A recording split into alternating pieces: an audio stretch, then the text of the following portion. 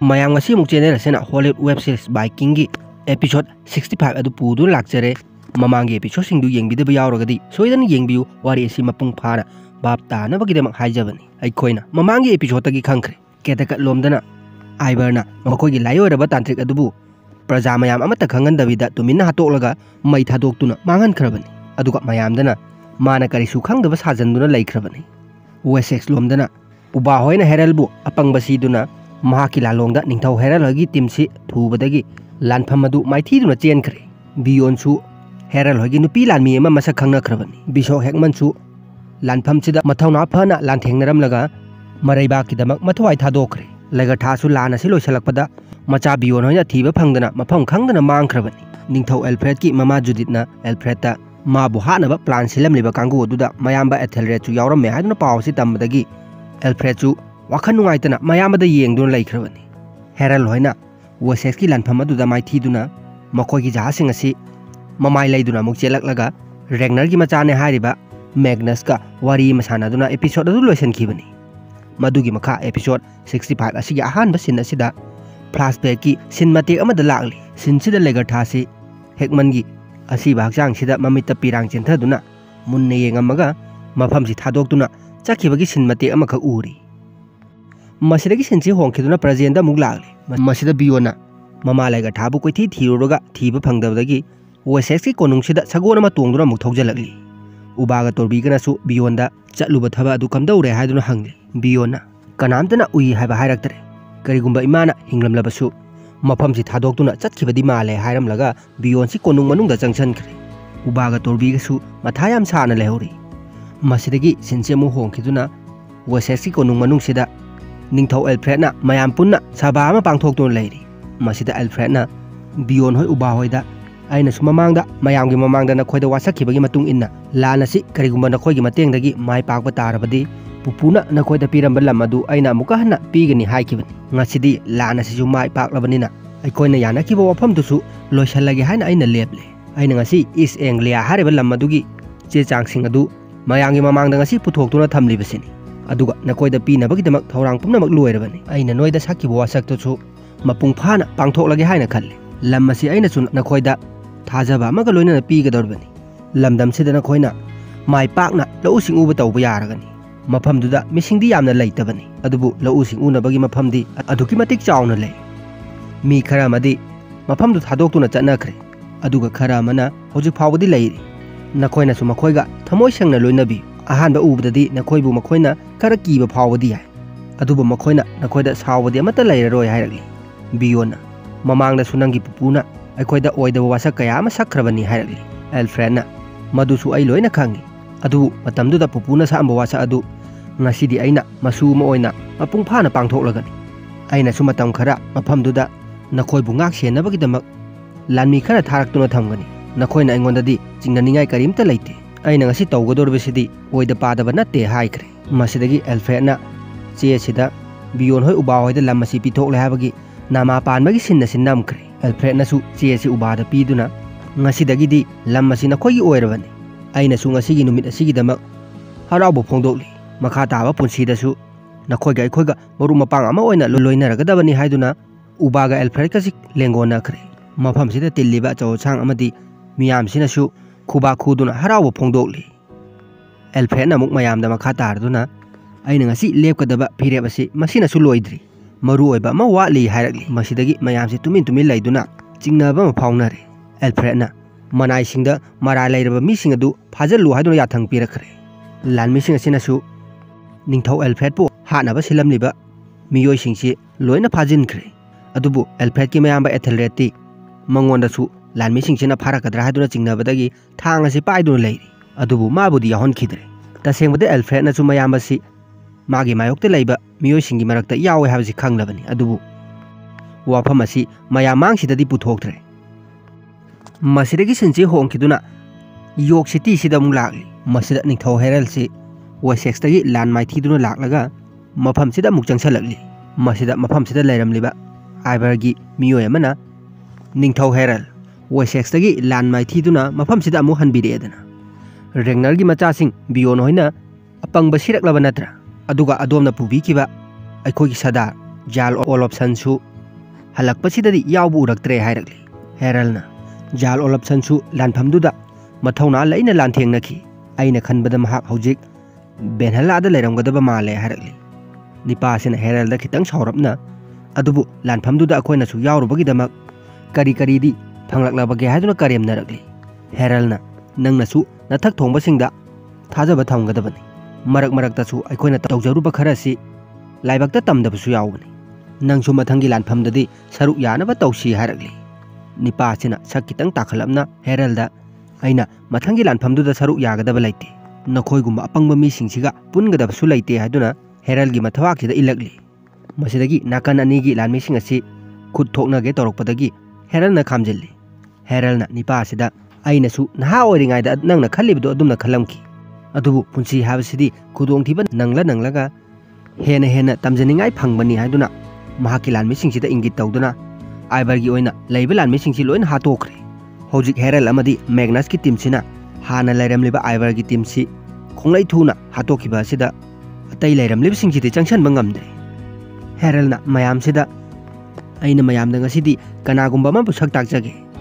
ꯅꯤꯄꯥ ꯑꯁꯤꯒꯤ ꯃꯃꯤꯡꯅ ꯃꯦꯒꯅꯁ ꯀꯧꯕꯅꯤ꯫ ꯃꯍꯥꯛꯁꯤꯁꯨ ꯔꯦꯒꯅꯔꯒꯤ ꯃꯆꯥꯅꯨꯄꯥꯅꯤ ꯍꯥꯏꯔꯛꯂꯤ꯫ ꯔꯦꯒꯅꯔꯒꯤ ꯃꯤꯡ ꯄꯜꯂꯛꯄꯗ ꯃꯌꯥꯝꯁꯤꯗꯤ ꯔꯦꯒꯅꯔꯒꯤ ꯖꯣꯏ ꯍꯥꯏꯗꯨꯅ ꯂꯥꯎꯅ ꯂꯩꯈ꯭ꯔꯦ꯫ ꯍꯦꯔꯜꯅ ꯃꯈꯥ ꯇꯥꯔꯗꯨꯅ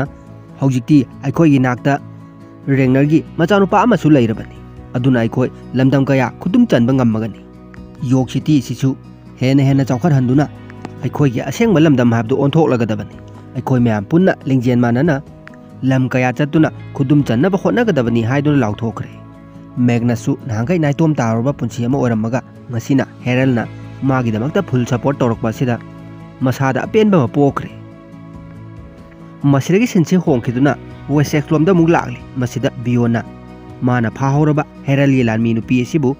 ꯃꯈꯨꯠ ꯄꯨꯟꯁꯤꯟꯗꯨꯅ ꯀꯥ ꯑꯃꯗ ꯄꯨꯔꯒ ꯆꯪꯉꯛꯂꯤ꯫ ꯕꯤꯌꯣꯟꯅ ꯅꯨꯄꯤꯁꯤꯗ ꯅꯪꯅ ꯉꯔꯥꯡ ꯂꯥꯟꯐꯝꯗꯨꯗ ꯍꯦꯛꯃꯟ ꯀꯧꯕ ꯅꯤꯄꯥ ꯑꯃ ꯍꯥꯠꯈꯤꯕꯗꯨ ꯂꯝꯗꯝꯁꯤꯒꯤ ꯈ꯭ꯋꯥꯏꯗꯒꯤ ꯃꯊꯧꯅꯥ ꯂꯩꯕ ꯑꯐꯥꯎꯕ ꯋꯥꯔꯤꯌꯔ ꯑꯃꯅꯤ ꯍꯥꯏꯔꯤ꯫ ꯅꯨꯄꯤꯁꯤꯅ ꯃꯍꯥꯛꯇꯤ ꯍꯥꯟꯅ ꯁꯤꯗꯒꯤ ꯇꯥꯗꯨꯅ ꯂꯩꯔꯝꯂꯕꯅꯤ, ꯃꯍꯥꯛꯅ ꯑꯋꯥꯕ ꯈꯥꯡꯗꯨꯅ ꯂꯩꯕ ꯑꯗꯨ ꯌꯦꯡꯕ ꯅꯨꯡꯉꯥꯏꯇꯕꯗꯒꯤ ꯑꯩꯅ ꯄꯨꯔꯥ ꯑꯣꯏꯅ ꯍꯥꯠꯇꯣꯛꯄꯤꯈꯤꯕꯅꯤ ꯍꯥꯏꯔꯤ꯫ ꯕꯤꯌꯣꯟꯅ ꯅꯪꯅ ꯅꯤꯡꯊꯧ ꯍꯦꯔꯜꯒꯤ ꯃꯥꯏꯀꯩꯗ ꯂꯩꯗꯨꯅ ꯂꯥꯟꯐꯝ ꯑꯗꯨ ꯌꯥꯎꯕ ꯂꯥꯛꯂꯤꯕ ꯀꯔꯤꯒꯤꯅꯣ ꯍꯥꯏꯗꯨꯅ ꯍꯪꯂꯤ꯫ ꯅꯨꯄꯤꯁꯤꯅ ꯑꯩꯗꯤ ꯑꯩ ꯏꯄꯨꯔꯣꯏꯕꯒ ꯌꯣꯔꯛ ꯁꯤꯇꯤꯗꯨꯗ ꯂꯩꯖꯕꯅꯤ, ꯃꯍꯥꯛꯀꯤ ꯃꯃꯤꯡꯅ ꯖꯥꯜ ꯑꯣꯂꯣꯞꯁꯟ ꯀꯧꯏ, ꯃꯐꯝꯗꯨꯒꯤꯁꯨ ꯁꯔꯗꯥꯔ ꯑꯃꯅꯤ, ꯃꯍꯥꯛꯅ ꯅꯤꯡꯊꯧ ꯍꯦꯔꯜꯒ ꯄꯨꯟꯁꯤꯟꯈꯤꯕꯗꯒꯤ ꯑꯩꯁꯨ ꯌꯥꯎꯅ ꯃꯐꯝꯁꯤꯗ ꯂꯥꯛꯈꯤꯕꯅꯤ ꯍꯥꯏꯔꯤ꯫ ꯕꯤꯌꯣꯟꯅ ꯍꯧꯖꯤꯛꯇꯤ ꯅꯪꯒꯤ ꯅꯄꯨꯔꯣꯏꯕꯗꯨ ꯀꯥꯏꯗ ꯂꯩꯈ꯭ꯔꯦ ꯍꯥꯏꯗꯨꯅ ꯍꯪꯂꯤ꯫ ꯅꯨꯄꯤꯁꯤꯅ ꯃꯍꯥꯛ ꯍꯟꯗꯛꯀꯤ ꯂꯥꯟꯐꯝꯗꯨꯗ ꯂꯩꯈꯤꯗ꯭ꯔꯦ, ꯑꯩꯁꯨ ꯃꯗꯨꯒꯤꯗꯃꯛ ꯌꯥꯝ ꯅꯨꯡꯉꯥꯏꯇꯦ, ꯃꯍꯥꯛ ꯑꯐꯕ ꯏꯄꯨꯔꯣꯏꯕ ꯑꯃꯅꯤ, ꯑꯩꯕꯨꯁꯨ ꯃꯥꯅ ꯂꯨꯅ ꯇꯧꯖꯔꯝꯕꯅꯤ ꯍꯥꯏꯔꯤ꯫ ꯕꯤꯌꯣꯟꯅ ꯋꯥꯈꯜ ꯈꯤꯇꯪ ꯅꯨꯡꯉꯥꯏꯇꯅ ꯑꯩꯒꯤꯁꯨ ꯍꯟꯗꯛꯀꯤ ꯂꯥꯟꯐꯝꯗꯨꯗ ꯏꯃꯥꯕꯨ ꯃꯐꯝ ꯈꯪꯗꯅ ꯃꯥꯡꯈ꯭ꯔꯦ ꯍꯥꯏꯔꯤ꯫ ꯅꯨꯄꯤꯁꯤꯅ ꯈꯤꯇꯪ ꯉꯛꯂꯞꯅ ꯅꯪꯒꯤ ꯏꯃꯥ ꯍꯥꯏꯕ ꯂꯥꯟꯐꯝꯗꯨꯗ ꯅꯪ ꯀꯅꯥꯅꯣ ꯍꯥꯏꯗꯨꯅ ꯍꯪꯀꯠꯂꯛꯂꯤ꯫ ꯕꯤꯌꯣꯟꯅ ꯑꯩ ꯕꯤꯌꯣꯟꯅꯤ, ꯔꯦꯒꯅꯔꯒꯤ ꯃꯆꯥꯅꯨꯄꯥ ꯑꯍꯟ ꯕꯤꯌꯣꯟꯅꯤ ꯍꯥꯏꯔꯛꯂꯤ꯫ ꯅꯨꯄꯤꯁꯤꯅ ꯅꯪꯗꯤ ꯃꯃꯤꯡ ꯌꯥꯝꯅ ꯆꯠꯄ ꯃꯤꯅꯤ, ꯑꯗꯨꯅꯅꯤꯅꯦ ꯅꯪꯅ ꯂꯥꯟꯐꯝꯗꯨꯗ ꯇꯧꯅꯤꯡꯕꯗ ꯇꯧꯕ ꯉꯝꯃꯤꯕꯗꯣ, ꯑꯗꯨꯒ ꯉꯁꯤꯁꯨ ꯑꯩꯉꯣꯟꯗ ꯍꯪꯅꯤꯡꯕꯗ ꯍꯪꯕ ꯉꯝꯃꯤꯕꯁꯤꯁꯨ ꯑꯗꯨꯅꯅꯤꯅꯦ ꯍꯥꯏꯔꯛꯂꯤ꯫ ꯕꯤꯌꯣꯟꯅ ꯅꯣꯛꯐꯦꯠ ꯇꯧꯗꯨꯅ ꯅꯪꯒꯤ ꯅꯃꯤꯡꯗꯤ ꯀꯔꯤ ꯀꯧꯏ ꯍꯥꯏꯗꯨꯅ ꯍꯪꯀꯠꯂꯛꯂꯤ꯫ ꯅꯨꯄꯤꯁꯤꯅ ꯑꯩꯒꯤ ꯃꯤꯡꯗꯤ ꯒꯟꯍꯦꯜ ꯀꯧꯏ ꯍꯥꯏꯔꯤ꯫ ꯕꯤꯌꯣꯟꯅ ꯒꯟꯍꯦꯜ, ꯅꯪꯕꯨ ꯑꯩꯅ ꯃꯁꯛ ꯃꯨꯟꯅ ꯈꯪꯗꯣꯛꯄ ꯄꯥꯝꯃꯤ ꯍꯥꯏꯔꯛꯂꯤ꯫ ꯒꯟꯍꯦꯜꯅ ꯕꯤꯌꯣꯟ ꯅꯪꯅꯁꯨ ꯑꯩꯒꯤ ꯐꯤꯕꯝꯁꯤ ꯎꯔꯕ ꯅꯠꯇ꯭ꯔꯥ? ꯍꯧꯖꯤꯛ ꯑꯩꯒꯤ ꯈꯨꯠꯁꯤ ꯄꯨꯟꯗꯨꯅ ꯊꯝꯂꯤꯕꯅꯤ, ꯅꯪꯅ ꯀꯨꯁꯤ ꯇꯧꯕꯗ ꯑꯩꯒꯤ ꯎꯄꯥꯏ ꯀꯔꯤꯝꯇ ꯂꯩꯒꯗꯕ ꯅꯠꯇꯦ, ꯃꯁꯤꯒꯤ ꯃꯊꯛꯇ ꯑꯩꯒꯤ ꯏꯄꯨꯔꯣꯏꯕꯁꯨ ꯁꯤꯈ꯭ꯔꯕꯅꯤ, ꯅꯪꯅ ꯑꯩꯉꯣꯟꯗ ꯇꯧꯔꯛꯄ ꯊꯕꯛꯇ ꯑꯩꯅ ꯊꯤꯡꯕ ꯉꯝꯒꯅꯤ ꯍꯥꯏꯕꯁꯤ ꯅꯪꯅꯁꯨ ꯊꯥꯖꯕ꯭ꯔꯥ ꯍꯥꯏꯗꯨꯅ ꯍꯪꯂꯤ꯫ ꯕꯤꯌꯣꯟꯅ ꯑꯩꯅ ꯅꯪꯉꯣꯟꯗ ꯑꯄꯥꯝꯕ ꯈꯨꯗꯤꯡꯃꯛ ꯇꯧꯕꯕꯨꯗꯤ ꯌꯥꯏꯗ, ꯑꯗꯨꯕꯨ ꯑꯩꯅ ꯊꯕꯛꯁꯤꯡꯗꯨ ꯇꯧꯒꯗꯕ ꯑꯃꯠꯇ ꯂꯩꯇꯦ, ꯅꯪꯒ ꯑꯩꯒ ꯆꯞ ꯃꯥꯟꯅꯔꯤꯕꯅꯤ, ꯑꯩꯅ ꯅꯪꯕꯨꯁꯨ ꯃꯐꯝꯁꯤꯗꯒꯤ ꯊꯥꯗꯣꯛꯄ ꯉꯝꯃꯤ, ꯑꯗꯨꯕꯨ ꯑꯩꯒꯤ ꯋꯥꯍꯪ ꯑꯃꯒꯤ ꯄꯥꯎꯈꯨꯝ ꯑꯁꯤ ꯄꯤꯕ ꯉꯝꯂꯕꯗꯤ ꯅꯪꯕꯨ ꯃꯐꯝꯁꯤꯗꯒꯤ ꯊꯥꯗꯣꯛꯄ ꯑꯩꯅ ꯉꯝꯃꯤ ꯍꯥꯏꯔꯤ꯫ ꯒꯟꯍꯦꯜꯅ ꯕꯤꯌꯣꯟꯗ ꯅꯪꯅ ꯑꯩꯉꯣꯟꯗ ꯍꯪꯅꯤꯡꯂꯤꯕꯗꯨ ꯍꯪꯉꯨ, ꯑꯩꯁꯨ ꯄꯥꯎꯈꯨꯝ ꯑꯗꯨ ꯑꯩꯉꯣꯟꯗ ꯂꯩꯔꯕꯗꯤ ꯁꯣꯏꯗꯅ ꯄꯤꯒꯦ ꯍꯥꯏꯈ꯭ꯔꯦ꯫ ꯕꯤꯌꯣꯟꯅ ꯍꯟꯗꯛꯀꯤ ꯂꯥꯟꯐꯝꯗꯨꯗ ꯍꯦꯛꯃꯟꯅ ꯍꯦꯛ ꯁꯤꯈꯤꯕꯒ ꯑꯩꯒꯤ ꯏꯃꯥꯗꯨ ꯃꯥꯡꯈꯤꯕꯅꯤ, ꯅꯪꯅꯁꯨ ꯇꯥꯏꯃꯤꯡꯗꯨꯗ ꯍꯦꯛꯃꯟꯒꯤ ꯑꯁꯤꯕ ꯍꯛꯆꯥꯡꯒꯤ ꯃꯅꯥꯛꯇ ꯅꯨꯄꯤ ꯑꯃ ꯎꯈꯤꯕꯒ ꯂꯩꯕ꯭ꯔꯥ? ꯏꯃꯥꯅ ꯃꯥꯡꯈꯤꯕꯗꯨ ꯃꯁꯥꯅ ꯊꯑꯣꯏnkꯩ ꯃꯥꯡꯒꯦ ꯍꯥꯏꯗꯨꯅ ꯃꯥꯡꯂꯤꯕ꯭ꯔꯥ, ꯅꯠꯇ꯭ꯔꯒ ꯃꯤꯑꯣꯏ ꯈꯔꯅ ꯐꯥꯈꯤꯕꯒ ꯎꯍꯧꯕ꯭ꯔꯥ ꯍꯥꯏꯗꯨꯅ ꯒꯟꯍꯦꯜꯗ ꯍꯪꯀꯠꯂꯛꯂꯤ꯫ ꯒꯟꯍꯦꯜꯅ ꯑꯩꯗꯤ ꯃꯗꯨꯒꯤ ꯃꯇꯥꯡꯗꯨꯗꯗꯤ ꯀꯔꯤꯝꯇ ꯎꯍꯧꯗꯦ, ꯑꯩꯅ ꯀꯔꯤꯝꯇ ꯈꯪꯕ ꯉꯝꯗ꯭ꯔꯦ ꯍꯥꯏꯔꯛꯂꯤ꯫ ꯃꯁꯤꯗꯒꯤ ꯕꯤꯌꯣꯟꯅ ꯊꯥꯡ ꯁꯣꯔꯤ ꯑꯃ ꯄꯨꯊꯣꯛꯇꯨꯅ ꯒꯟꯍꯦꯜꯒꯤ ꯃꯈꯨꯠꯇ ꯄꯨꯜꯂꯤꯕ ꯊꯧꯔꯤꯁꯤ ꯀꯛꯊꯠꯄꯤꯈ꯭ꯔꯦ, अदुगा बियोन गनाइलदा नंग हौजिक ननिंग तंबा मी हाबदु ओइरबनी नंग ना पामा लोइना तौनिंगबदा तौबा यारगनी हाइरी गनाइलनासु बियोनदा ngahak munna yengammaga khupakna kanna thajalakli बियोनसु चाइना asi khangduna ngakna ganailda karigino nangna aingonda phuribise haiduna hangli ganailna aina ningtambagi khudong chabadu lauribani ibani amuhana unabasu yai natraga unakhidabasu yai hojikidi nang chatkiba yaragani haiduna ganail si sakitang takhalamna hiptun laithokre बियोनसु मफम सिदगी होगतुना अदमक थोखरे मसिदगी बियोनसी उबागी मनाक्ता मुग लागली mama मांखिबगी मथायाम साना बियोना उबादा आइदि हंतकी आइगी मागी थौदोसी चिंगनब मयाम लैरे माना थोइंकैदि आइबु थादोक्तुना चटलोय हाइरी उबाना अखोय बाबा रेंगनरनासु ममांगदा तौखरिबदुदि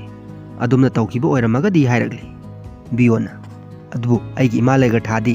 बाबा रेंगनर गुम्बा नत्ते मादी तुंग हंदुना चेनगदब नुपी नत्ते फना तमथीबा लानफम ओइसनु आइगी इमाना चेनगदब नत्ते होय माना चेनगे हाना चेलबसु असुक तेनबा मतमसिदा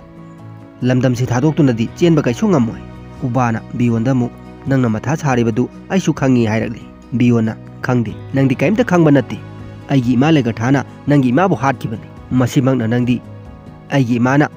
सिखिबदा हरावबा फावगदोरबनी सेंगना हारबदा नंगदी आइगी Imangi येकनबनी मतंगसिदा नंगा वारी सारिबा आइसु इथंदा इकाइरए हाइरगली उबासु बियोनगी वफमसिदा वारौरे तसेंगबदी मादी लेगर थादा वारौबा अमता लेते तोरबीना मुक मरक थत्तुना आई लेगर थाबु मसक मुन्ना खंगी आइदी मतम चुप्पदा मागा नंगना अदुमक लेरकपनी आइबु सुमाना याम थाजबीबनी अदुगा आइना सुमाबु याम थाजरी माना ngasiगे सुमना मफम मरांग खंगदना सुमांग मांगो मरम अमा सोइदना लेरंगनी हाइरगली बियोना मरमदु नंगना खंगबगा लेब्रा हाइदुना हंकलगली तोरबीना आइना खनबदा लेगर थाना हतक मफम मरांग खंगदना मांग्रिबसि मंगोंदा हिंगनिंगबगी आशा लेरक्तबा अमा फावरकपदगी ओरंगनी हाइरी मसिदगी सिनसि होंखिदुना जुदित होइगी सिंदमु लागली मसिदा जुदितका मचानुपा एल्फ्रेड कसी वारी खरा सादुना लेरी एल्फ्रेडना ममा जुदिता हंता अखोइना चलुबा लानफमदुदा आइगी याम्बा एथलरेडना आइगी थवाइबु कनबिखिबनी हाइरगली ममा जुदितना मदु खुदिमा अदु माना सानरिबा लीलानी नंगबु नुंसिबा सासनरिबनी एल्फ्रेडना आइना याम्बा एथलरेडपु मरालसिंग अदु ngakpirage haiduna चबयुना लेपखरे हाइरगली जुदितना नंगना वाफमदुदी नयामदा हौदोखरबरा हाइदुना हंगली एल्फ्रेडसु मथायाम साना हौदोक्ते हाइदुना उंगगा लेखरे ममा जुदितना एल्फ्रेड इमान हाइरबसे ताव नंगना वाफमदु लोसनदुना थमगना नयामदा असेंबसिंदु हंगतो करिगुंबा नयामबा एथलरेडना असेंबसिंदु हाइरअबदी नंगना माबु ngakpire हाइरबदु इमानसु यारे हाइरगली मचा एल्फ्रेडना टेबलसेदा खुतुम सुजनदुना आई मदुगी वाफमदु यामदा हंगबा ngमोइमा आइना मदु मंगोंदा हौदोकपा ngमोय हाइदुना लेखरे ममा जुदितना आइना सु नंगी थमोय नुंगदा लेरिबदु खंगी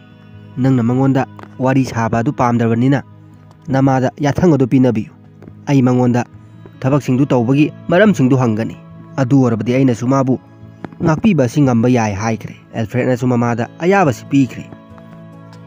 मसिदगी सिनसि होंखिदुना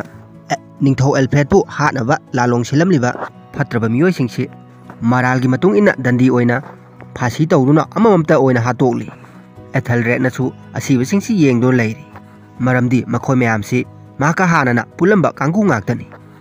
मसिदगी सिनसि होंखिदुना फ्लोकी होयगी सिनदा लाखरे हौजिक मफमसिदा इबिन होय चटखरबनिना केटल फ्लानोस की फैमिलीगा फ्लोकीगसि याम शांति ओइना लेमिनारी केटल फ्लानोसना मयामसिना चानबने हाइदुना मनम चेलबा nga खरा पुथोरगले अतै लेरिबा मियोयसिंगसिनदी मनम कनमनबदगी वोगे तौबे फाव यावरी अदुबु फ्लोकीदी हराउदुना चानबसिंगसि सेमसादुना चारसि हाइदुना थोंग थाक्तना तौरगा मखो मयामसे चामिनारी तांजासिदा मपानदा मीमना फ्लोकीबु कौबगी मखोनसि तारे मसिदगी फ्लोकीनासु थोलक्तुना लाक्लिबसि कनानो हाइदुना येंगली अदुबु हौजिक लाक्लिबा निपासि इविनगी मचानुपा अमा ओइरिबा लैखिद्रबा मिरोनबी थोरुनगिना मपुरोइबा अमा ओइरिबा हेलगी हारिबा निपादुनी हौजिक महांगना इंगलबा उनगी नुक्सित मरक असिदा मसासे थक थक निक्तुना लाक्ली फ्लोकी होइनासु महापु कोनदुना पुछलगा इमुंगदा मसासे सागतनबा कन्ना होटनरी हौजिक हेलगी खुसासिंगसि इंगबा हेमनखिबदगी इसिंगसि लोइना फमजनदुना लैखरे फ्लोकीना मसिबु येंगलगा खुसासिंग असिदी लोइना सिरे अदुना कक्थतबा याररोय हाइखरे केटल फ्लानोसना हेलगीदा नंगना खुदोंग थिनिंगाय ओइरबा इंग्लबा मतम असिदा मफम सिताना कैदौ लाक्लिबनो हाइदुना हंगली हेलगीना सी नतबा अइंगोंदा उपाय अमता लैतबदगी लाक्लिबनी हाइरी अयुतना नंगना करी करी थौदोकसिंग थेंनगरे हाइदुना पाखतना हंगकली फ्लोकीनासु सोमदा हेलगीगी ई फमजनदुना लैरबा खुछासिंगजी कक्थनबगीदमक थांग असि मै इटपा हौख्रे हेलगीना मखा तारदुना मफमदुदा मियोय अयामबना सिहौरे केटल फ्लानोसकी नुपीसिना मु नंगना दुमना करीगी हारिबनो नंगना सीरे हारिबदु कना कनानो हाइदुना हंगली हेलगीना अखोइना नहान मफमसी थादोक्तुना चटखिबदुदगी आइगी बाबा इबिल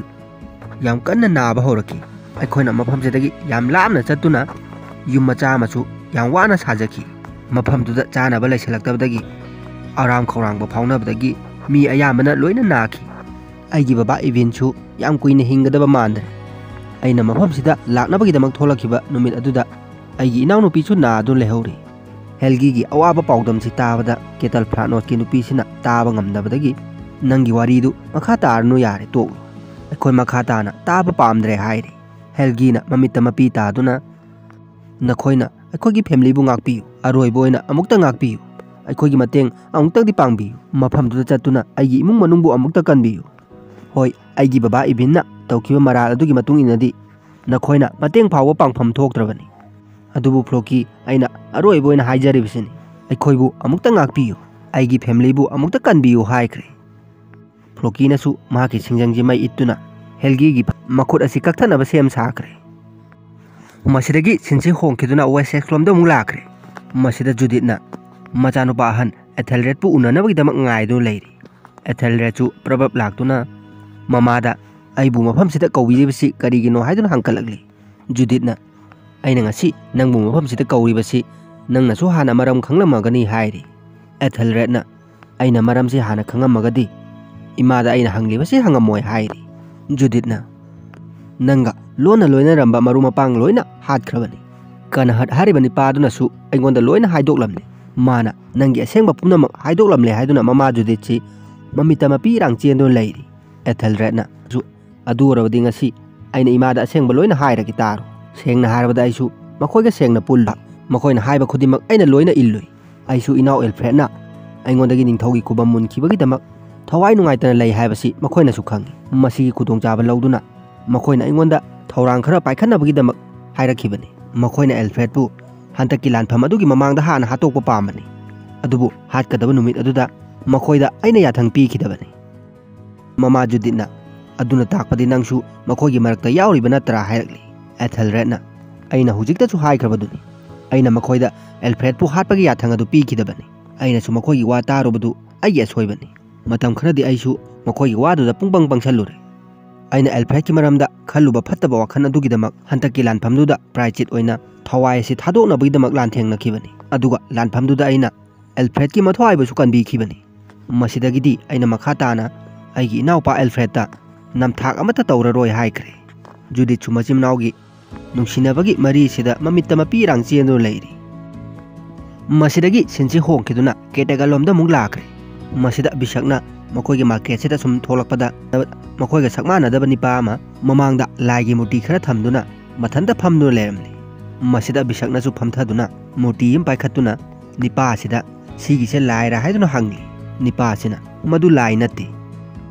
मदु बुधगी मूर्ति नि हाइरकली बिशकना बुधा हाइजे कनानो हाइदुना हंकलगली मसिदगी निपा असिनासु बिशकता येंगलगा कन्ना नोक्तुन लैख्रे नुपासिगी खुनोक्सिदा बिशकसु मथंदा नोक्चरी मसिदगी सिनसि होंखिदुना आइबरदा निपा अमा लाक्तुना पाव अरुबा मा तमख्रे आइबरनासु पावसि तारबा मतुंग निपासिबु थोअनख्रे तांजासिदा मयामा बिशकसु लाक्ली आइबरना बिशकता हौजिक्ता अइना अखोयगी ओइबा नुंगाइरबा पाव अमा तारे पाव अदुदि मसिनी वेसेक्सकी निंगथौ एलफ्रेडना निंगथौ हेरल्बु माइथीबा पीख्रे लानफमदुदा एलफ्रेडकी मतेंग पांगलमलेबिसिना लैगरथाने बियोने अमदि उबाने मखोय खरा अदुना एलफ्रेडकी मतेंग पांगबो ओइर माले बिशकना अदुरबदि नंगनासु ngasiदी खंगलबा नत्रा लैगरथादु नंगना बलि तौद्रि हाइबसि हाइरकली आइबरसु बिशकता मुमो नोक्सलगली बिशकना मखाता अदुना हेरल्दी लानफमदुदा सिखरबरा हिंगलिबरा हाइदुना हंगली आइबरना हेरल सीद्रि मा हौजिक योक सिटी दुदा लैरी अदुना अइखोयचु इंग्लैंड चटपगी मतम अदु यौरक्लबरा हाइदुना खल्ले हेरलनासु खंगलिबनी अइ याउदना लानफम अदु माना माई पाकपा ngamgadaba natte bisakna Ivarna pairiba satrang maru si karino haidun hangli Ivarna satrang maru si da munna yengduna aina babaga England chatkiba matam aduda ekbana bababu phajanduna thamkhraga aina hojik ningthau oireba Alfred ka angang oiringai satrang khara sanaduna matam lenki hojikju amuka hanna maga ai satrang sanaba pami adubu hantakti lanpham mayaida oina satrang asi sanaragani haiduna Alfred na angang oiringai Ivar da pirakiba satrang maru si da munna yengduna laikre masidagi sensi Wessex lomda lakre masida ningthau Alfred si lan mai pakpa gidamak makogi isorda lai khara khoramduna lairi masida torbiga ubaga su ningthau Alfred ka punna lai khoraminaduna lairi makoina lai khoramba si loirba matung Alfred na luchingduna biyon hoi uba hoi si makogi East Anglia hariba mafam aduda puduna lakli mafam sida lairiba praja mayam amadi nupi ngangsingchina chentoraktuna ningthau lae haiduna bebhar utli Alfred na su uba hoi biyon hoida mafam sigi boundary singsi taktuna aina nakhoida sakhiba wasa adu ngasidi mapung phana pangthoklabani hairi biyon chu mapa reknarna pamjaramba lau sing ubagi lamsi ujaraga mapi rang chenduna lamjao si yengdun leiri uba su sagon sidagi kumthaduna mamangda mapa reknarna tawkhibagum mafam sigi leibak khara makhutna paiduna yengo biyon mafam sigi leibak si adugi matik leihau leiba leibak ni hairi masidagi uba hoi si Regnerbu nixingningai oiraba music asiga loinana mafam sida punna changchan minakre masidagi senchi hongkiduna Floki hoigi senda mulakre Floki na mayam sida ibinna aikogi niyom khudima pu thugairam labani aikogi piklaba khungang asigi asa pumnamak loina thugairam labani Helgi na muk Floki da adubu makhoidu aigi imung manungni makoi hojik matengi dakar oiribani maduchu Floki nang khaktana ngamgani karigumba matam ase thengthagrabadi makhoi loina soidana sikragani hairi ayutna Floki da matang sida Floki nangdi kari khallibage haiduna hangli Floki na aina hojik khallibasi ibinna mafam sida hek hawbadagi irang sagatuna lakibani hatna sunabagi marudu sumana hulammani aduga aigi wa amata su mana takhide adugumba phatkidraba midubu amu aikhoina mateng pangu khidra haiduna hairakli ibingi machanapa Helgi sina Floki nangna khalibdu aina su khangi adubu hojik nangna khalibdu haukraba wakhanni hojikti loina hongkrabani aigi baba Evinchu magi marana dugi matung inna para amadi hantaki matang sida soidana tamkrabani Floki na maduda nangna sengna thajarabara haiduna hangli Helgi na aina haribse asengmani Floki aigi baba Evinchu masidi honglabani nangna su mamangda haikibaduni mafam sida tongan tongana khaidokna duna tonganba punsi amamamda hingnadrabadi mafam sida ahongba si porakpa ngamoi haiduna aduna ngasidi aigi baba Evinchu atopa punsi amada hinglure hojikti ahongba singdu laklabra haina aina khalli harakli Floki su ibin hoibu kansira kalloisira haibagi wakhan sida khanjana duna laikre masidagi senje hongkiduna ningthau Alfred na uba hoida pithokraba East Anglia hariba mafam duda lakli masida ningthau Alfred na luchingduna mafam sida leiba Christian gi laisang sida mayam si loina pusanduna changkre adubu biyonga Genhal hariba nupi sigadi lepnu lehori biyona Genhal da aidi mafam sida changba yade hairi Genhal na su aisu pamde mafam sida leiriba laisi oida padaba laini haramlaga makoini si handuna chatkre masidagi makoini si wari khara saduna leiri Genhal na biyonda nang hatak wakhan yam nungaitana oi kari tauba yaure hadun hangli biyon chu wakhan yam nungaitana aigi babaga kaina khiba kuiri aduga hantak amu aigi imaga amu kainare adubu babana pamjaramba manglan adudi ngasidi thungle haiba yare mafam sida laktuna babana mayamda lau singu tawhanba yamna pamjakhibani adubu ngasidi thungle haibadi yare wafam si haramduna biyon si mafam sigi laisang sida mu yengdun laithokre Genhal na biyona matha saribasi khitang phana baiduna nungsiba wahe wata phongdoktuna biyon bu themjenbiri masidagi senche mo hongkhiduna Wessex ki konunglomda mu lakli masida East Anglia hariba mafamdudagi ningthau Alfred si masa ngamaktabadagi lalmi singsina khonglai thuna puduna lakli hojik ningthau Alfred si yan mangduna leiri mahaki nupi Elsewhere nadi yam pakhachana leibasi ubada mama Judith na Alfred ti mamangda su asigumna hek wanthabani aduna Alfred kaisu tawroi kaimta pakhatkanu hairi Elsewhere na अदुदी हौजिक अखोय कैदौगदोरिबनो हाइदुना हंगली जुदितना मसिदा अखोयना करीमता अहेनबा तौनिंगाय लेते हाइदुना मचा Alfred की मराइबक्सिदा इसिंगदा लुपथोकलबा फी खरा नापीरी तांजासिदा Alfred की नुपी ओइरिबी एल्स्वेट असिसु मसागी मबुकसिदा नांजदुना Larry मसी उबदा जुदितना नंग तसेंगना mama अमा ओइगदोरबरा हाइदुना हंगली एल्स्वेटनासु इकाई काइना ओइगदोरे हाइदुना हाइजरी जुदितना वाफमसिदा याम हराउना एल्स्वेट नंग अंगां सिबु सेक्शनना सेनगदबनी अंगां सि याम तांगबा अंगांगनी हाइदुना ममौ नुपीसिदा सिनरी तांजासिदा एल्फ्रेड की मयाम्बा एथेलरेड असिसु लागले एथेलरेडना मनाव नुपा एल्फ्रेड की मखुचिदा पाइदुना नंग हिंगदबा सुया यादबनी हाइदुना ममिता पिरांग चिंथदुना लैरी मसिदगी सिनसे मु होंखिदुना केटेका लोमदा मु लाखरे मसिदा बिशक्का माका नौना खंगनाबा नुपी दुगा बुदगी मूर्ति मचा असिदा Munna येंगदुना ngasai murti sibu yolamlibani pasina aingonda haibirambagi matung inna khudimaki amatane hai aikoi khudimaksu amakhakta hai punsi habasidi thongni thongsida kaidonungda yum oina khangano nang hojik journey amada lairi haibirami hairi nupi sina hanuba nupaduna wafam singdu nangonda hairamlibra haiduna hangli bisakna masidagi henba wafam kaya ama phongdolambani adubu aina kaawkhre aina hojik haribasidi aina ningjangba du khatani adubu flokida oiragadi वाफम खुदिमाक्सी ओइदा पादबने हारकनी नुपीसिना बिशक्ता अदुबु हनुबा दुगी वारोलसिंग असि आथरना करीनो मान हारिबा journey दुना करीनो हाइदुना हंगली बिशक्ना मान हारमबगी मतुंग इनदी अइना माबु अमहना उनबा फंगनी हाय करीगुंबा उनरबदी अइगी ओइबा लंबी अमसु ताकनी हाइरमी हाइरी मसिरगी sensi अमु होंखिदुना बिशक्सी महाकना Paribas बुदगी मूर्तिसी येंगजादुना मथंदा नोकफेट तौदुना Larry आइबरसु बिशक्की मनाक्ता चंगछलगले बिशक्ना आइबरदा अखोय करम कांदा योगता चटकदोरिबनो हाइदुना हंगली आइबरना येनिंग थाना लाक्त्रिंगै ममांगदा अखोयनि योगता यौनबो होटनागदबनी मदुददी अइगी अंगांगसिसु पोकलगनी हाइना अइना खल्ले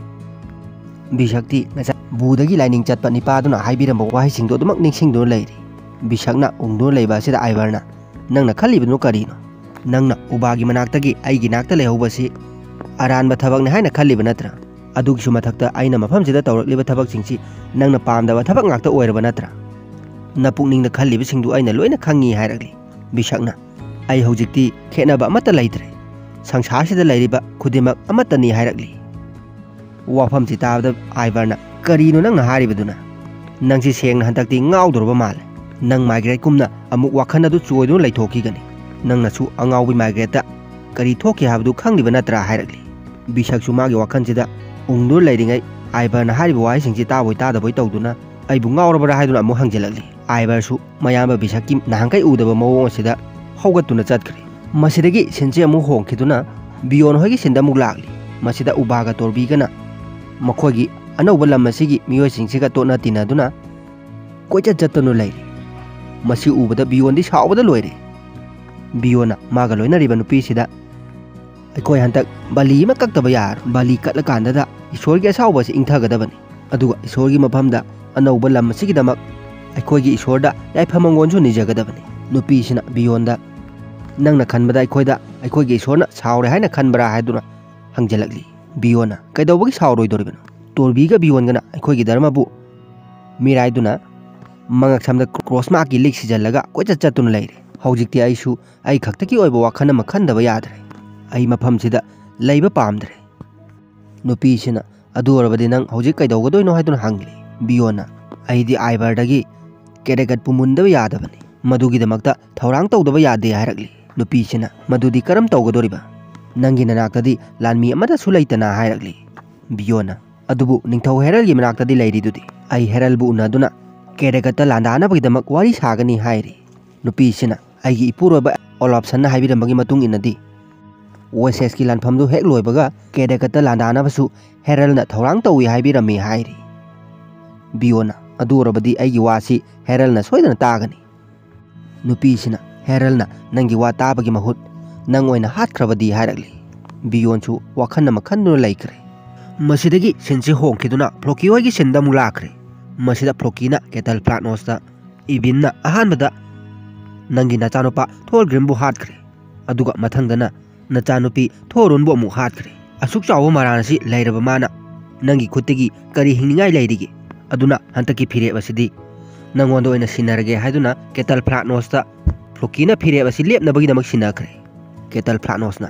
Floki अइना हिंगिबसी आशा अमदनी अदुबु मियोइबेगी आशा हाबसी मियोइबना लैरकांदा तौगदबनी मियोइबा अमता लैत्रबदी आशा अमता लैते हाय फ्लोकीना नंगना हारिबु वाफमदुनादी मखोइबु कनबा चटपसी नंगना साना यारे हायबा नत्रा हायरकली केटल फ्लानोसना होय मदुबकनी अइना हायनिंगलिबा हेलगीना हायखिबा माकी मपा इबिलना फत्तबा वाखन अदु होंतोकले हायबा वाफम अदुना चुमलबदी अइ मफमदुदा सोयदना चटकनी खुदोंग थिनिंगाय ओइरबा नोंलै नुक्सित असिदा तंगाय फद्रबदी इबिनबु अइना पोदुना पोरकनबा होटनागनी हायरी मसिदगी फिरेब असी फ्लोकीनासु यादुना केटल फ्लानोस होय फ्लोकी होयसी इबिन होयना लैरिबा मफमदुदा नोंलै नुक्सित असिगी मरक्ता लाक्ली मसिदा इबिनगी मजोनपा हेलगी सिसु लंबी ताकनबगीदमक यावरकली अदुबु महाक्ति मसासी सोनमनिना नानथुदुना अमुक अंगमबसिदगी ओंदरी फ्लोकी होयसु हेलगीबु अमुक चिंखत्तुना इबिन होयगी मनाक यौनबगीदमक याम वाना चटली मसिदगी सिंचम मु होंखिदुना बियोनगी सिंदमुक लाखरे मसिदा बियोना उबादा अइना फिरेब असी उबा चपयुंगना लेपखरे अइगी ओइबा अमदी अइगी इमागीदमक्ता फिरेब असी लेपखिबनी केरेगतपु अइना सोयदना पाइसनबु होटनागनी हायरी उबाना बियोनदा मफमसिदजु बियोन नंगी दरकार ओइरिबनी नंगनासु खंगलिबा नत्रा मफमसिदा एटेक अमुहना तौरखिनी हायबा मफमसी अखोय बाबा रेगनरगी आशा ओइबा मफम अमनी बियोना अखोय खुदिमंगना बाबागी आशासिंग अदु मपुंग फानबा होटनरिबनी अदुबु लंबीदी तोंगान तोंगाले सेंगना हारबदा नंगसी उबा रेगनरगी मचा अमनी अइनासु नंगीदमक चाउथोकजै नंगना ngasi बाबागीदमक चटलिबा लंबीसी अइनादी चटपा ngambagi वा लैते उबाना मुक बियोनदा अदुबु बियोन अखोयगी बाबा रेगनरगी मचा सिंगसिगी मरक्ता नंगुमना निपा थोकपा थौना लैबा अमता यावदे हायरी बियोन अमुक तोरबीदा तोरबी नंगोंदसु अइ ngasiदी वा खरा फोंदोकपा पामी नंगना अइगी इचासिंगबु सेक्शनना सेनरकपनी अदुबु अइनादी नंगबु नाइतोम ओइना थंबीखी मसिदा नंगना अइगोंदा असावसु अमता उतपा लैते मतम चुप्पदा नंगना अइगी इमा लेगथागीदमक्ता लेपखिबनी नसागी ओइजबा पुमनमक थादोकदुना इमागीदमक पाम्बोम तिंगबीखिबगीदमक अइना नंगबु थागतली हायरी तोरबीना लेगथादी अइगी पुमनमकनी महाक अमुहन्ना सोयदना हलखिगनी मसी अइगी थाजबनी मादी इचमचंबा नुपी नत्ते याम थौना लैबी नुपीनी सेंगना हारबदा बियोन नंगुमबनी अइदी नंग अइगी इचासिंगजे याम नुंसीबियोन अदुगा अइना अंगांगसिंगसिदसु नंगबु मपा अमा ओइना नुंसीबा पोकनबगीदमक तंबीगनी हायख्री मसिदगी बियोनसु मागा नौना खंगनरिबा नुपीसिगा लोइनादुना मफमसि थादोक्तुना चटख्रे तोरबीसु ममित्ता मपीरांग चेंदुना लेहौरी मसिदगी सिंचेमु वसेक्सता मुक लाखरे मसिदा एल्फ्रेड की ममा जुदितना अंगम अंथौ मयाम पुनबा सभा अमा कौदुना लैरी मयामसिदा नखोय मयामनासु अइगी इचानुपा एल्फ्रेड की मतांगदा वारी लोइना खंगमगनी हायना खल्ले वाफमसिगी मतांगदा मयामदा वाहै खरा फोंदोकनबगीदमक अइना सभासिबु कौजबनी ngasiगी अखोय मयामगी निंगथौ एल्फ्रेड सुंसोय सोयदना अथुबदा फरगनी हौजिकी ओइनदी महाकी हक्चांगी फिबम याम फगतपा ओइद्री हायरी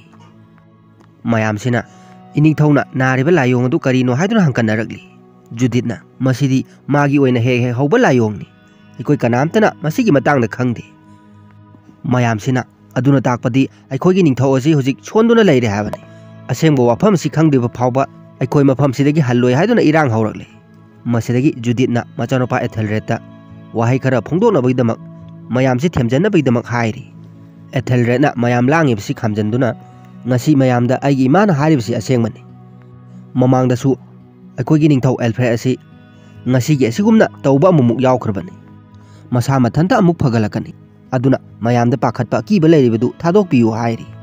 mayamsidagi nipa amana leibak amagi ningthau amana matam chuppagi oina naadu leikhrabadi mana ningthau oibagi athra amata leite aikoidi mapangan chonba ningthau ama pamde Ethelred nasu मयामसिना चरांग नरिबसी फादनबा कन्न होटनरी सोमदना Alfred की नुपीसिना जुदिता Ethelred से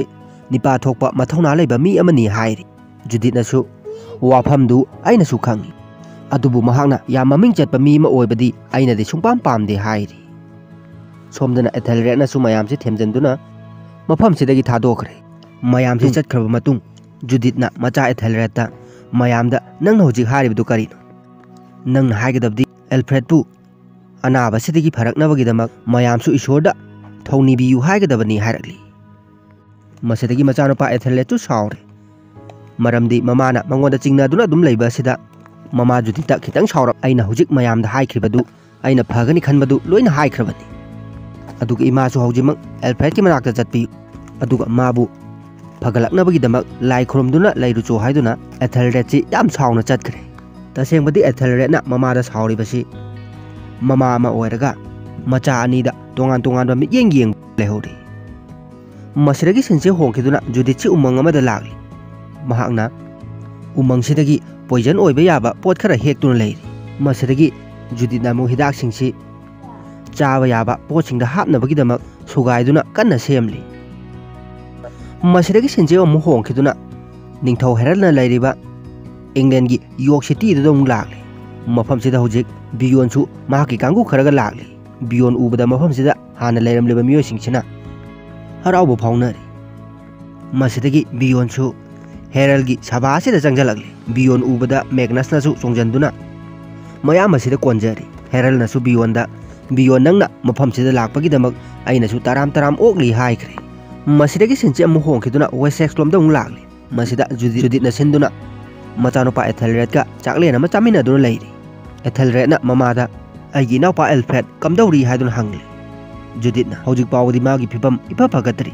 ꯑꯩꯅ ꯃꯃꯥꯡꯗ ꯇꯧꯈꯤꯕ ꯂꯥꯌꯦꯡ ꯈꯨꯗꯤꯡꯃꯛ ꯍꯟꯗꯛꯁꯨ ꯂꯣꯏꯅ ꯆꯠꯊꯗꯨꯅ ꯌꯦꯡꯂꯤ ꯑꯗꯨꯕꯨ ꯍꯟꯗꯛꯇꯤ ꯃꯁꯥꯗꯨ ꯐꯒꯠꯂꯣ ꯍꯥꯏꯕ ꯌꯥꯗ꯭ꯔꯦ ꯍꯥꯏꯔꯤ ꯑꯦꯊꯦꯜꯔꯦꯗꯅ ꯑꯗꯣꯝꯗꯤ ꯑꯩ ꯑꯃꯗꯤ ꯑꯦꯜꯐ꯭ꯔꯦꯗꯀꯤꯗꯃꯛ ꯌꯥꯝꯅ ꯐꯕ ꯃꯃꯥꯅꯤ ꯅꯪꯕꯨ ꯏꯃꯥ ꯑꯣꯏꯅ ꯐꯪꯖꯕ ꯑꯩꯈꯣꯏꯒꯤꯗꯤ ꯌꯥꯝ ꯂꯥꯏꯕꯛ ꯐꯕꯅꯤ ꯍꯥꯏꯔꯤ ꯍꯧꯖꯤꯛ ꯖꯨꯗꯤꯠꯁꯨ ꯑꯉꯥꯎꯕꯤ ꯑꯃꯒꯤ ꯃꯇꯧꯒꯨꯝ ꯅꯍꯥꯟꯈꯩ ꯎꯗꯕ ꯃꯑꯣꯡ ꯑꯃꯗ ꯑꯦꯜꯐ꯭ꯔꯦꯗꯀꯤ ꯃꯥꯌꯣꯛꯇ ꯂꯩꯔꯤꯕ ꯃꯟꯇ꯭ꯔꯤ ꯃꯟꯗꯣꯟꯁꯤꯡ ꯑꯗꯨꯗ ꯉꯥꯡꯗꯨꯅ ꯆꯥꯅꯕꯁꯤꯡꯁꯤ ꯑꯗꯨꯃꯛ ꯆꯥꯗꯨꯅ ꯂꯩꯔꯤ ꯃꯆꯥꯅꯨꯄꯥ ꯑꯦꯊꯦꯜꯔꯦꯗꯁꯨ ꯆꯥꯅꯕꯁꯤꯡꯁꯤ ꯆꯥꯁꯟꯈ꯭ꯔꯦ ꯑꯗꯨꯒ ꯃꯃꯥꯗ ꯑꯗꯨꯕꯨ ꯏꯃꯥ ꯃꯌꯥꯝꯅ ꯈꯜꯂꯤꯕꯗꯨꯁꯨ ꯑꯆꯨꯝꯕ ꯈꯔ ꯌꯥꯎꯏ ꯃꯈꯣꯏꯅ ꯋꯥꯔꯤꯕꯗꯨ ꯃꯁꯥ ꯃꯁꯥ ꯈꯛꯇꯒꯤ ꯅꯠꯇꯦ ꯋꯦꯁꯦꯛꯁ ꯂꯩꯕꯥꯛꯁꯤꯒꯤꯗꯃꯛꯇꯅꯤ ꯋꯥꯐꯝꯁꯤꯡꯁꯤ ꯍꯥꯏꯗꯨꯅ ꯑꯦꯊꯦꯜꯔꯦꯗꯅ ꯆꯥꯅꯕꯁꯤꯡꯁꯤ ꯁꯨꯝ ꯆꯥꯕꯗ ꯉꯁꯥꯏꯒꯤ ꯃꯃꯥꯅ ꯊꯥꯈꯤꯕ ꯄꯣꯏꯖꯟ ꯑꯗꯨꯅ ꯋꯥ ꯉꯥꯡꯕ ꯉꯝꯈꯤꯗ꯭ꯔꯦ ꯍꯧꯖꯤꯛ ꯑꯦꯊꯦꯜꯔꯦꯗꯁꯤ ꯏꯁꯤꯡ ꯊꯛꯀꯦ ꯇꯧꯕꯗꯁꯨ ꯃꯅꯥꯛꯁꯤꯗ ꯏꯁꯤꯡ ꯂꯩꯔꯝꯗ꯭ꯔꯦ ꯃꯍꯥꯛꯅ ꯌꯥꯝ ꯋꯥꯅ ꯃꯈꯧꯔꯤꯁꯤ ꯄꯥꯏꯁꯟꯗꯨꯅ ꯑꯦꯊꯦꯜꯔꯦꯗꯁꯤ ꯁꯤꯔꯝꯗꯥꯏꯒꯤ ꯈꯛ ꯆꯤꯡꯗꯨꯅ ꯂꯩꯈ꯭ꯔꯦ ꯃꯃꯥ ꯖꯨꯗꯤꯠꯅ ꯃꯈꯥ ꯇꯥꯔꯗꯨꯅ ꯅꯪꯅ ꯍꯥꯏꯔꯤꯗꯨꯁꯨ ꯑꯆꯨꯝꯕ ꯌꯥꯎꯏ ꯑꯦꯊꯦꯜꯔꯦꯗ ꯑꯗꯨꯕꯨ ꯃꯈꯣꯏ ꯃꯌꯥꯝꯅ ꯈꯪꯒꯗꯕꯗꯤ ꯋꯦꯁꯦꯛꯁꯀꯤ ꯅꯤꯡꯊꯧ ꯑꯣꯏꯕꯒꯤ ꯃꯇꯤꯛ ꯆꯥꯕ ꯑꯁꯤ ꯑꯦꯜꯐ꯭ꯔꯦꯗꯇꯒꯤ ꯍꯦꯟꯅ ꯃꯇꯤꯛ ꯆꯥꯕ ꯃꯤ ꯑꯃꯠꯇ ꯂꯩꯇꯦ ꯃꯁꯤꯁꯨ ꯃꯣꯏꯅ ꯈꯪꯒꯗꯕꯅꯤ ꯃꯈꯣꯏꯅ ꯏꯪꯂꯦꯟꯒꯤ ꯑꯃꯗꯤ ꯋꯦꯁꯦꯛꯁꯀꯤ ꯂꯝꯗꯝꯁꯤꯒꯤꯗꯃꯛ ꯃꯊꯋꯥꯏ ꯋꯥꯖꯔꯕꯗꯤ ꯅꯤꯡꯊꯧ ꯑꯦꯜꯐ꯭ꯔꯦꯗꯀꯤꯁꯨ ꯋꯥꯕꯤꯒꯗꯕꯅꯤ ꯅꯤꯡꯊꯧꯅ ꯅꯥꯗꯨꯅ ꯂꯩꯔꯒ ꯃꯈꯣꯏꯅ ꯀꯂꯛ ꯄꯦꯟꯅꯕꯒꯨꯝ ꯇꯧꯔꯤ ꯁꯣꯝꯗꯅ ꯑꯦꯊꯦꯜꯔꯦꯗꯅ ꯃꯃꯤꯠ ꯃꯃꯥꯏ ꯉꯥꯛꯁꯪ ꯉꯥꯡꯖꯟꯗꯨꯅ ꯃꯃꯥꯗ ꯌꯦꯡꯉꯛꯂꯒ ꯏꯃꯥꯅ ꯑꯩꯕꯨ ꯉꯁꯤꯗꯤ ꯍꯨ ꯄꯤꯖꯔꯕ ꯅꯠꯇ꯭ꯔꯥ ꯍꯥꯏꯔꯛꯂꯤ ꯖꯨꯗꯤꯠꯁꯨ ꯃꯆꯥꯒꯤ ꯃꯇꯧꯁꯤ ꯌꯦꯡꯕ ꯉꯝꯗꯕꯗꯒꯤ ꯃꯃꯥꯏ ꯈꯨꯝꯖꯟꯗꯨꯅ ꯀꯞꯆꯔꯤ ꯑꯦꯊꯦꯜꯔꯦꯗꯁꯨ ꯌꯥꯝ ꯋꯥꯅ ꯑꯔꯣꯏꯕ ꯑꯣꯏꯅ ꯍꯧꯒꯠꯂꯛꯂꯒ ꯃꯃꯥꯒꯤ ꯃꯅꯥꯛꯇ ꯂꯥꯛꯀꯦ ꯇꯧꯔꯝꯃꯤ ꯑꯗꯨꯕꯨ ꯂꯥꯛꯄ ꯉꯝꯗꯕꯗꯒꯤ ꯂꯩꯃꯥꯏꯁꯤꯗ ꯇꯥꯗꯨꯅ ꯁꯤꯔꯝꯗꯥꯏꯒꯤ ꯈꯛ ꯆꯤꯡꯗꯨꯅ ꯂꯩꯈ꯭ꯔꯦ ꯁꯣꯝꯗꯅ ꯅꯤꯡꯊꯧ ꯍꯦꯔꯜꯁꯨ ꯃꯥꯅ ꯄꯥꯏꯔꯤꯕ ꯁꯤꯡꯖꯪ ꯑꯁꯤ ꯅꯥꯟꯗꯨꯅ ꯋꯥꯈꯜ ꯑꯃ ꯈꯟꯗꯨꯅ ꯂꯩꯈ꯭ꯔꯦ ꯕꯤꯌꯣꯟꯁꯨ ꯃꯍꯥꯛꯀꯤ ꯄ꯭ꯂꯥꯟ ꯀꯌꯥ ꯑꯃ ꯇꯧꯈ꯭ꯔꯦ ꯃꯁꯤꯗꯒꯤ ꯁꯤꯟꯁꯤ ꯋꯦꯁꯦꯛꯁꯇ ꯑꯃꯨꯛ ꯍꯜꯂꯛꯂꯤ ꯖꯨꯗꯤꯠꯅ ꯃꯆꯥꯅꯨꯄꯥ ꯑꯦꯊꯦꯜꯔꯦꯗꯀꯤ ꯑꯁꯤꯕ ꯍꯛꯆꯥꯡꯁꯤ ꯄꯝꯈꯠꯇꯨꯅ ꯃꯊꯃꯣꯏ ꯁꯣꯛꯅ ꯀꯞꯆꯗꯨꯅ ꯂꯩꯈ꯭ꯔꯦ ꯁꯤꯟ ꯑꯁꯤꯒ ꯂꯣꯏꯅꯅ ꯑꯦꯄꯤꯁꯣꯗ ꯑꯁꯤ ꯃꯇꯥꯡ ꯁ꯭ꯋꯥꯏꯗ ꯂꯣꯏꯁꯜꯂꯦ ꯃꯁꯤꯒꯤ ꯃꯈꯥ ꯃꯊꯪ ꯑꯃꯨꯛ ꯄꯨꯗꯨꯅ ꯂꯥꯛꯆꯒꯦ ꯉꯁꯤꯒꯤꯗꯤ ꯃꯌꯥꯝꯕꯨ ꯑꯃꯨꯛꯀ ꯍꯟꯅ ꯀꯥꯏꯅꯅꯕ ꯌꯥꯊꯪ ꯅꯤꯖꯔꯤ